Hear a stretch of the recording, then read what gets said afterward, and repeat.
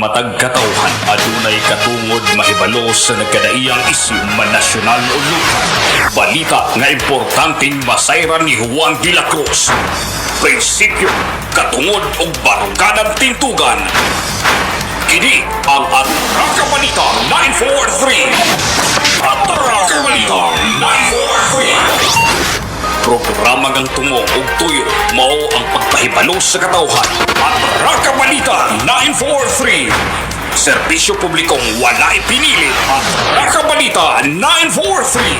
Atraka Balita 943. Sa inyong mga radyo, Lunes hangtod Biyernes, alas 6:30 hangtod alas 8 sa buta, diri lamang sa pinakapatas ng Sibiyan, 94.3 City Light FM at Atraka Balita 943. Ang Atraka Balita 943 gihatod kanato sa garantisadong proteksyon batok sa mga saki ME500 ug ang mupagkana sa imong Atraka Muscle Man. Doble proteksyon, doble garantisado ME500 ug Muscle Man muhatod kanyo sa mga nagbagang balita sa Atraka Balita 943. Atraka Balita 943. Atraka Balita 943. Alas 7:48 na og karon sa ato mga detalye sa ato ang mga balita atol usab kini sa gitawag natong ME500. Batasan na ang paggamit sa ME500 aron ang lawas ug mo kini ang gigamit karon ni Nula Asyang ang ME500 nga mapalit sa nang butikag parmasya sa inyong lugar.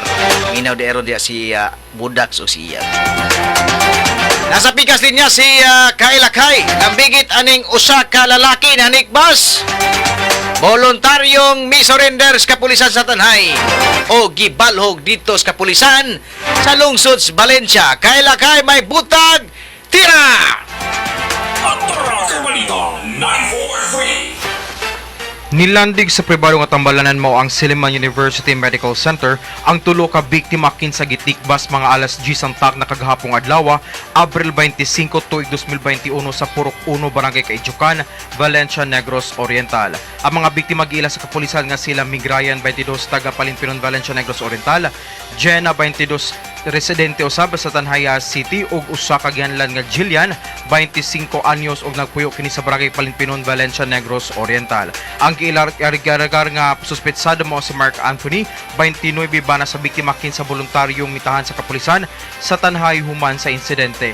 Matod pa sa batan sa kapulisan sa lungsod sa Valencia pinagi ni Police Corporal Rex Smith Dalsing, investigador sa PNP Valencia, nagkanayon nga nahitabo ang pagpanigbas tungod lamang sa selos. Ang suspetsadong nga mitahan sa PNP Tanhay ang naa karon og gidala sa buhatan sa kapulisan sa lungsod sa Valencia nga nailang si Mark Anthony ang mag-atubang kini gasumbong nga haum sa iyang gibuhat sa mga biktima. Umawkad to ang nakuha na nga balita sa 24 oras sa Dilipa.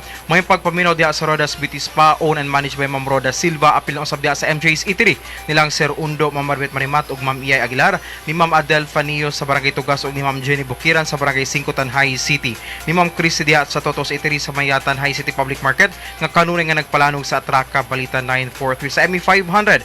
Proteksyon garantisado ug sa muscle man nga mupakusog ug mupabarog. Sa Love Bubusog Trading nga himutang sa Mabini Street, Barangay Tanhay City. Alang sa programang Atraka Balita 943 sa 94.3 City Light FM Tanhay City o sa 96.9 Light FM Manukan Zamboanga del Norte. Serbisyo publikong walay pinilit na kadiri sa lungsod sa Valencia. Kining Atraka correspondent kay Lakhay may buntag kanatong tanan. Atraka Balita 943.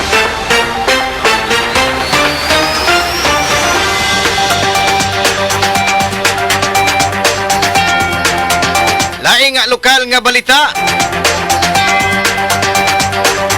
Giklaro karon ni Pamplona Central Elementary School Principal nga si Mr. Randy Villaflores Ruiz nga mukabat og 17 ka classroom ang naugdaw human, ikaon sa kalayo og ang 5 ka building sa maong tunghan. Dugang pa ni Mr. Ruiz nga dunay computer laboratory ang napil sa maong sunog. Adunay 18 ka computer lakip na usab ang flat screen smart TV nga 55 inches. O lain pang tagsa-tagsa ka mga television kada room sa maong naugdaw nga classroom. Wala kalingkawas usab ang mga module o mga libro sa mga tinun-an. Kuan sir, based sa among assessment, doon ay dili upat lang kundi 5 ka building. 5 ka buildings with 17 classrooms ang naugdaw yun. Okay, so sa may mga kalagmitan yun sir, gawa sa mga paperworks, mga importanteng dokumento sa may na kurot ano sir? Natay usa ka computer laboratory na doon ay 18 ka computer na po yung mga TV chipsets no sa kada classroom and also sa computer lab na po yung TV na katong 55 inches. Then gawa sana na yung mga books sa mga kuan sa mga kabataan kay wala man tay kuan ron ang ubang mga books na ara dito o kuan kaning mga modules sa mga bata nga ay distribute nta karon adlaw unya mulagi na nga naugdaw ko dugapil. Okay. Say usab ni Mr. Ruiz nga 50% na lang ang nabilin sa maong classroom para gamiton sa nga room sa pagpahigayon og imprinta sa mga modules. Gadi ang grade 4, grade 5 ug usa ka room sa grade 6 ang naugdaw. Dugang pa niya magpadayon ng ilang pag-distribute sa module sa mga tinun-an o kada room duha ang magtutudlo nga mo gamit niini. Kuan sir, ang nasunog yun grade 4 o grade 5 then doon ay isa ka grade 6 na classroom so napatay about 50% of mga classroom na magamit pa sa mga teachers for the distribution of modules. So, amo na utilize sharing na lang o classroom maybe in one classroom to a teacher na occupy for the distribution of modules. About the printing, ang division office of Tanay City headed by our school division superintendent saan usab nga tabang namo alang sa pagpadayon o print sa mga modules nga sunod Samtang ang Bureau of Fire Protection sa Lungsod Pamplona nga kini gipanguluhan ni Fire Officer 3 Michael Carreño nga nakadawat silang tawag nga mga alas 10:07 sa kagabion o miresponde kinsa mga alas 10:17 sa pag-abot pa nila dayon sa area.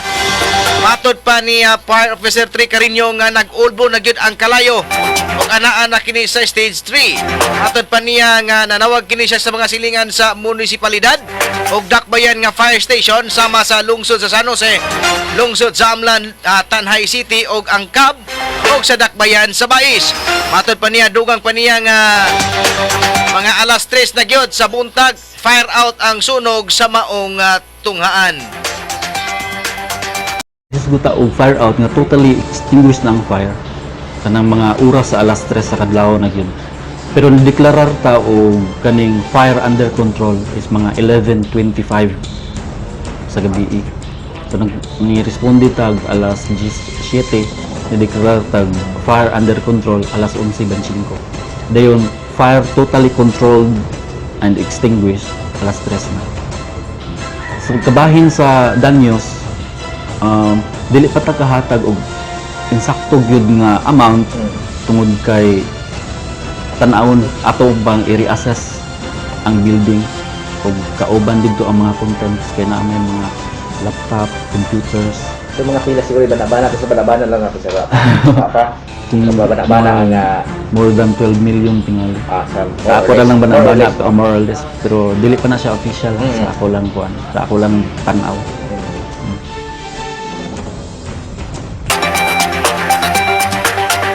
Say usab ni Fire Officer 3 Carreño nga ang lungsod Pamplona ang nasunod nga bagway lang mao kini ang dako nga sunog nga hitabo.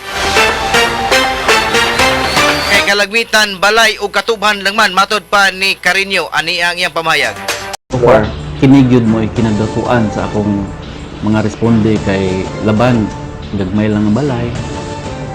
Kalabanan katubhan kini gyud siya mo pinaka eye opener nato. So, pinaka eye opener na kinahanglan doon na tayo insakto nga gamit sa pagpatay sa sunog.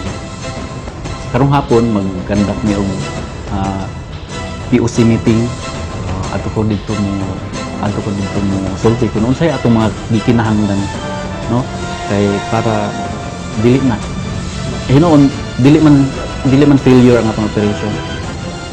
In my own assessment, dili failure ang atong operation kay walay residential houses na na-involved, no. Dito ra gyud na contain ra gyud ang kalayo bisat siya ng sugod. Dito ra gyud mismo sa rooms, sa buildings, school buildings, wala na siya nakatabok og lain pa nga mga establishmento.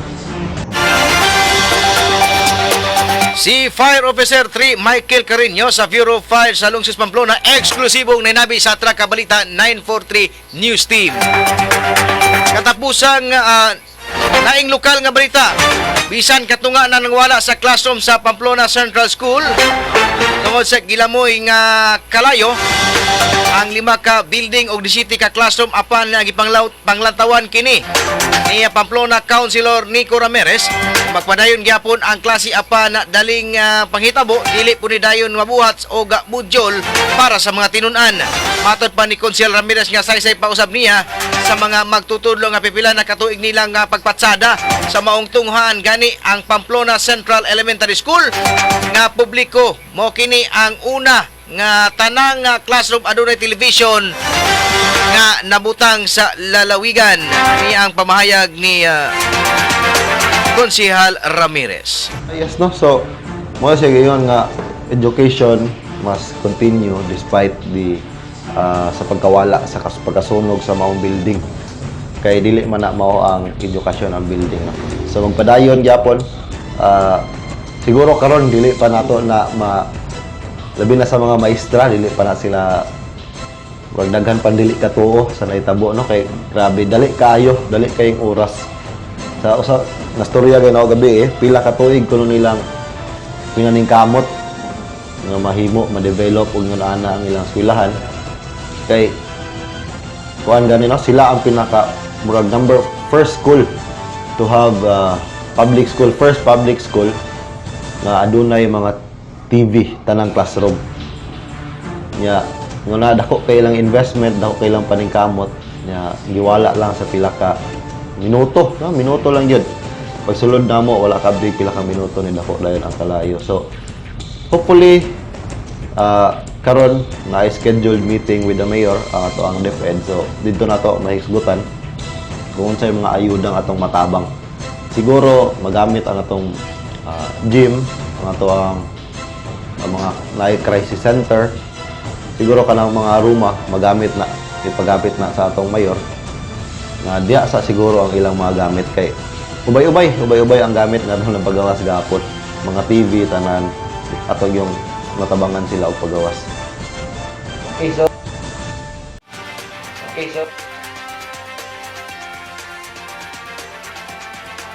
Nagbalampuson usab ang 39th Assembly Meeting sa Norikuan nga kini gilangkuban sa mga empleyado sa Norikuan Barangay Power Association kon BAPA og ganing MSHAC og MCOO. Subay nini ang subay sa maong panagtingom ang panangit og pagtugot kini sa Provincial Interagency Task Force sa lawigan sa Negros Oriental nga magsunod gyapon sa minimum health standard ang misalmot sa panagtigom. Sa maong programa nanumpa ang bagong elected o re-elected nga mga board of directors nga sila nga Mr. Yolando Abler Jr. sa Dakbayan sa Bais o si William Amaro sa Bindoy District o sa Danilo Tabanao sa La Libertad District o si Felipe Serion sa Vallehermoso District.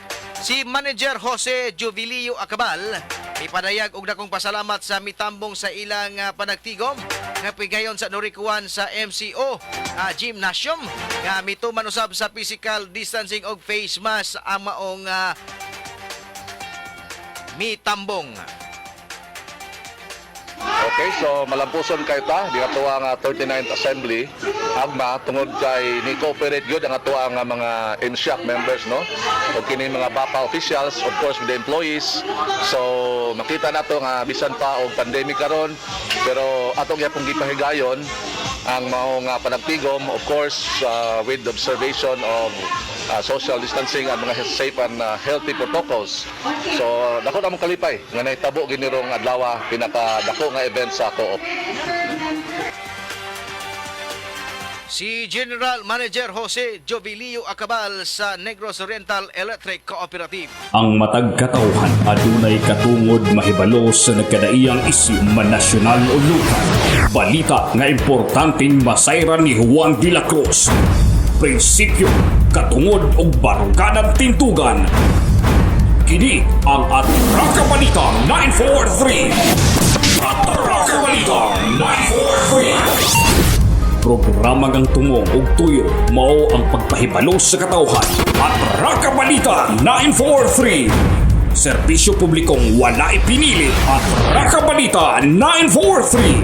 Atraka Balita 943. Sa inyong mga radyo, Lunes hangtod Biyernes, alas 6:30 hangtod alas 8 sa bunta diri lamang sa pinakapatas nga sibiyahan 94.3 City Light FM at Raka Balita 943.